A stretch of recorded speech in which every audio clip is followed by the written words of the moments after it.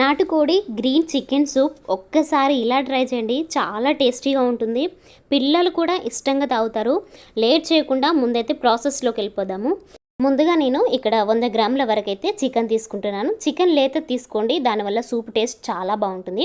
చిటికెడు ఉప్పు, చిటికెడు పసుపు కూడా వేసి బాగా కలుపుకోండి. 30 నిమిషాల వరకు పక్కకు పెట్టేసుకోండి. ఇలా పక్కకు పెట్టడం వల్ల ముక్క చాలా సాఫ్ట్గా ఉంటుంది. ఆలోపు మసాలా ప్రిపేర్ చేసుకుందాం. ముందుగా ఇక్కడ 10-12 వరకు మిరియాలు, ఒక దాల్చిన చెక్క, ఇలాచీ ఒకటి తీసుకొని బాగా పౌడర్ చేసి పక్క తీసి పెట్టుకోండి. ఇప్పుడు అల్లం వెల్లిపాయలు కలిపి ఒక 6-7 వరకు తీసి దంచి పక్క పెట్టేసుకోండి. సూప్ కోసం ఇక్కడ నేను ఒక కట్ట వరకు, ఒక హ్యాండ్ఫుల్ అంతా పుదీనా, కొద్దిగా కొత్తిమీర వేసుకొని కొద్దిగా వాటర్ని యాడ్ చేసుకొని మెత్తగా మీకు వీలైనంతగా పేస్ట్ పట్టించుకోండి. మిక్సీ పట్టిన తర్వాత ఇలానే ఉంటుంది.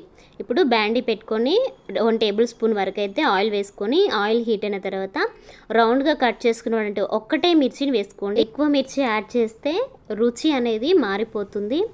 ఇక్కడ చిన్నగా కట్ చేసుకున్నటువంటి ఆనియన్స్ కూడా వేసి ఒకసారి కలిపేసుకోండి. కొద్దిగా మెత్తబడగానే మనం దంచి ఉంచుకున్నటువంటి అల్లం వెల్లుల్లి పేస్ట్ కూడా వేసి ఒకసారి అయితే వీటంతా ఫ్రై చేసుకున్నట్టుగా కలిపేసుకోండి. ఇలా స్మెల్ అంతా బయటికి రాగానే చికెన్ కూడా ఇందులో మొత్తంగా ఇలా స్ప్రెడ్ చేసుకొని 1 నిమిషం వరకు కదపకుండా అలాగే ఉంచండి. 1 నిమిషం తర్వాత దీంట్లో మనం మిక్సీ పట్టుకున్న పేస్ట్ కూడా అందులో వేసేసి ఒకసారి అంతా కలిపేసుకున్న తర్వాత ఇక్కడ 1/2 టీ స్పూన్ వరకు అయితే పసుపు, మనం దంచి ఉంచుకున్నటువంటి మసాలా కూడా వేసుకోండి. ఇంకాస్త స్పైసీగా కావాలనుకుంటే ఈ స్టేజ్లోనే మిరియాల పౌడర్ని కూడా వేసేసుకోవచ్చు. ఇదంతా కలిపేసుకున్న తర్వాత ఈ ప్రాసెస్ అంతా మీడియం ఫ్లేమ్లోనే జరగాలి. దీంట్లో నుండి పచ్చివాసన అంతా పోయే వరకు ఉడికించుకొని 1/2 లీటర్ వరకు అయితే నీళ్లు వేసుకోవాలి.